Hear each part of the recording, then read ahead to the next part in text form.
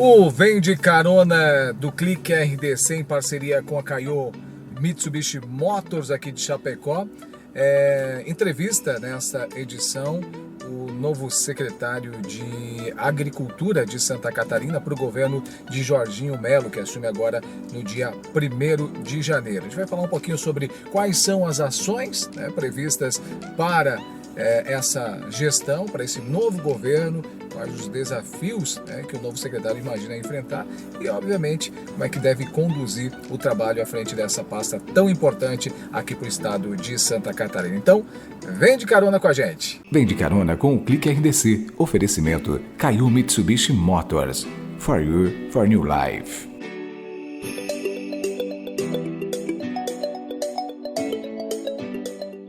Comigo já aqui na carona, Valdir Colato, que foi parlamentar, um grande defensor da agricultura e agora, a partir do dia 1º de janeiro, assumiu uma pasta muito importante em Santa Catarina, que é a pasta da agricultura no governo de Jorginho Melo. Seja bem-vindo ao nosso bate-papo, ao nosso Obrigado, estamos aí para essa aventura contigo. Vamos andar para o Chapecó. Vamos lá. Então, Colato, olha só, a gente, como eu falei, o senhor sempre deixou muito claro e foi um dos defensores aí da agricultura e agora assumindo essa pasta que é muito importante. Santa Catarina é muito representativa aí com o setor da agricultura. Como é que foi esse convite para assumir essa pasta importante? Na verdade, eu estou militando nas minhas origens de nascença, filho de agricultor, 14 irmãos, criado na roça, depois saindo aí para estudar técnico agrícola, engenheiro agrônomo, voltando para a nossa agricultura, começando no cooperativismo como primeiro trabalho, E com isso eu descobri, trabalhando no campo, na Bela do Xerê, Chapecó, todo o nosso oeste, afinal de contas, que o problema da agricultura não era dentro da porteira, fora da porteira. Eu digo, olha, eu acho que eu posso fazer alguma coisa a mais do que ficar ali levando só a tecnologia para o agricultor, orientação técnica, mas eu buscar resolver esses problemas aí pontuais que a agricultura precisa, que é uma estrutura, que é água, que é você ter uma segurança na renda do teu produto, você ter aí também o atendimento ao produtor, ele ter uma vida digna, ter uma aposentadoria, todo um trabalho que ele precisa fazer e que não depende dele, então eu fui ver a ideia aí para o lado da política agrícola, E por acaso fui para a política, não tinha sido essa intenção, mas como eu estava dentro do processo e muitos problemas a ser resolvidos, eu acabei entrando na política e fui aí pelo INCRA, pela Ministério da Agricultura, pelo Congresso Nacional e estamos nessa batalha aí até hoje para defender o nosso agricultor, que é quem põe comida na mesa. O senhor assume agora então no dia 1º, como disse, essa pasta. O senhor já tem conhecimento, obviamente já por ser de Santa Catarina, por ter as raízes, inclusive aqui no oeste de Santa Catarina, conhece obviamente a estrutura dessa pasta. O senhor acredita que precisa haver algumas mudanças dentro, digamos assim, dessa estruturação? Olha, com certeza, a gente tem um conhecimento geral de Santa Catarina, do Brasil e até de agricultura internacional. Santa Catarina está dentro desse processo porque é a maior exportadora de suínos, aves, e temos todos, o mundo inteiro recebe produtos aqui de Santa Catarina. Eu já passei pelo INCRA estadual, para a Secretaria da Agricultura, então tenho assim esse conhecimento profissional e da política dentro desse processo que Santa Catarina tem aí na sua estrutura de 90% de pequena propriedade, que o nosso pequeno agricultor é que faz 70% dos alimentos. Então toda uma questão aí. Agora, claro, tem todo um processo, tem tudo aí um modelo que Santa Catarina tem, desse projeto do agro, da pequena propriedade, da produção de alimentos. Então você tem coisas que tem que se ajustar. É bom porque ele é diversificado, você tem todos os tipos de cultura praticamente na agricultura e na pecuária também. E é a pequena propriedade que deu certo no cooperativismo, nas empresas integradas, na agricultura familiar, a produção de hortaliças, de frutas, né? Enfim, alimento em si. Então, com isso, nós temos que agora ajudar a organizar esse produtor, para que ele continue na propriedade, para que ele continue tendo um sucessor da sua atividade, que hoje nem 20% das propriedades têm um sucessor, as pessoas ficam mais idosas e acabam não tendo força de trabalho e abandonam a sua propriedade e nós, na verdade, vamos enfrentando uma recolonização. Então, das pequenas propriedades, você está agrupando as pequenas propriedades para maiores, porque você não tem o sucessor. Então, nós temos que trabalhar isso e, para isso, nós temos que garantir a atividade do nosso agricultor, que ele tenha renda e que ele tenha segurança de uma aposentadoria digna, que ele tenha segurança de ter uma renda. Por exemplo, agora nós estamos em uma estiagem, pré-estiagem aqui no oeste e um excesso de chuva lá no litoral norte. O agricultor que perde a sua safra, quem que repõe esse prejuízo para ele? Às vezes ele, numa safra só, num tempo que está averso à sua atividade, ele acaba perdendo todo o seu patrimônio de anos de vida. Então nós temos que ter o seguro-renda. Essa é uma das coisas que eu tenho que fazer, porque se você der renda para o agricultor, ele garantindo, chova, faça sol, ou o preço não esteja bom, porque ele não consegue fazer o preço do seu produto, é o quanto você me paga. Enquanto que outras atividades, não, se você não vender acima do que você pagou, você está em prejuízo. Não tem essa alternativa.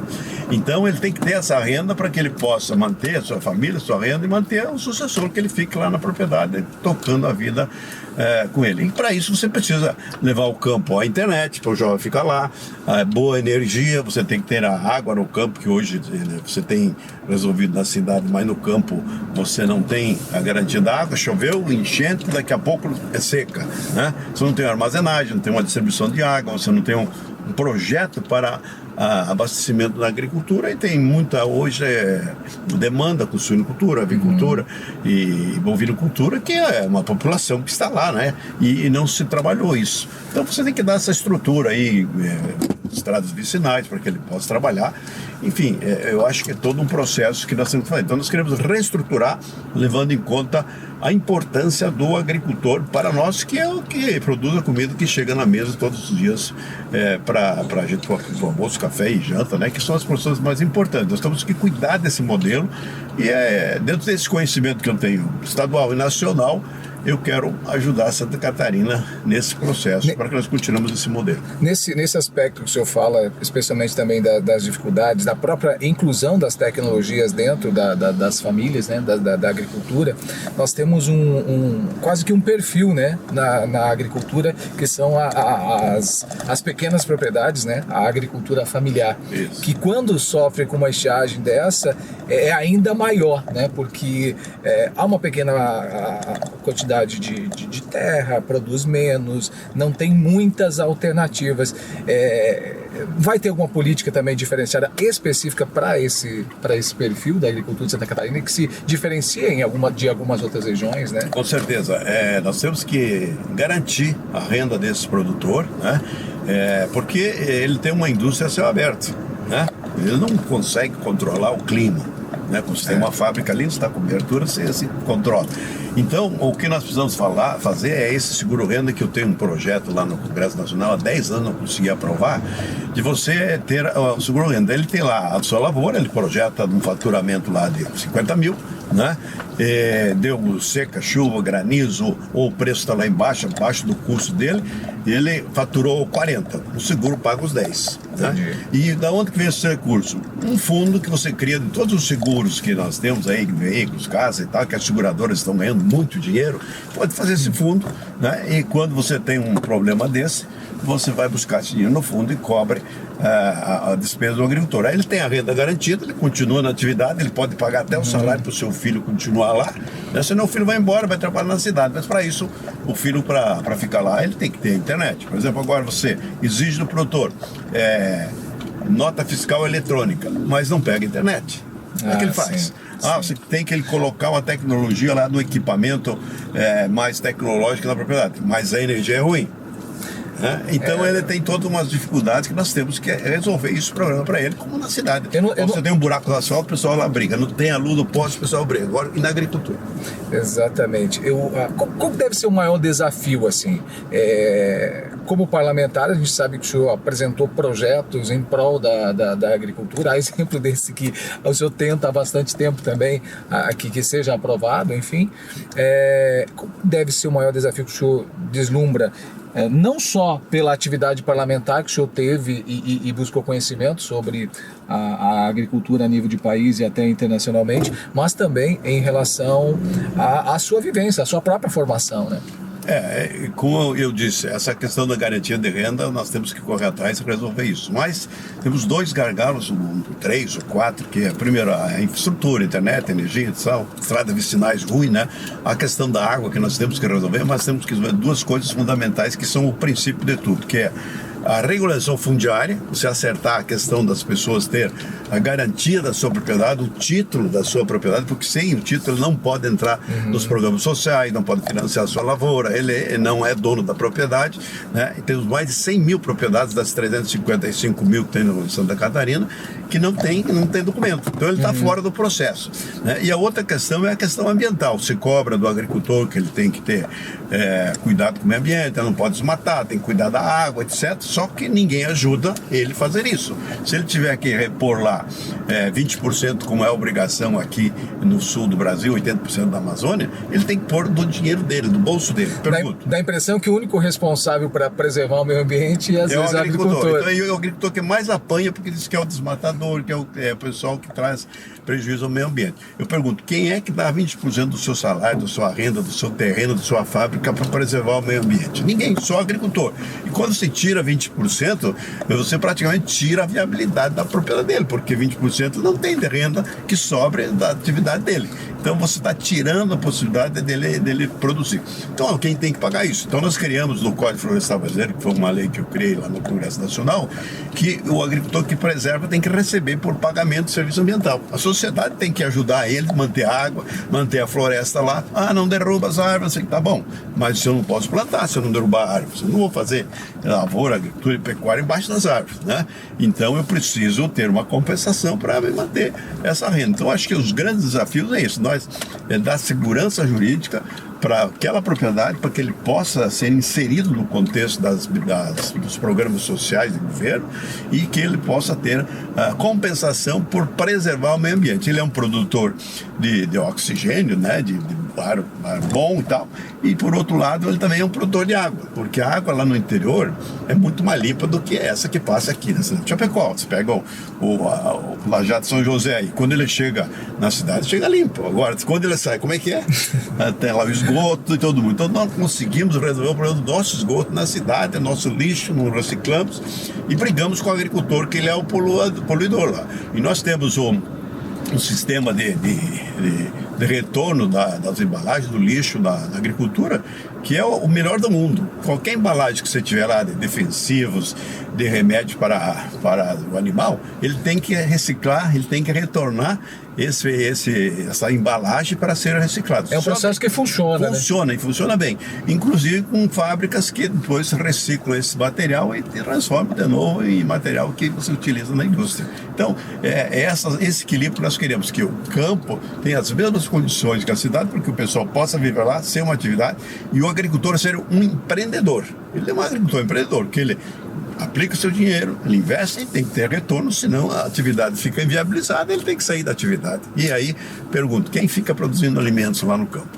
Agora, para a gente fechar, embora esse seja um tema muito importante e renda muito para a gente conversar, o estado de Santa Catarina ele é destaque, inclusive, na exportação, né, de produtos, principalmente no que a gente fala da questão de origem animal, a carne, principalmente, até pela questão sanitária.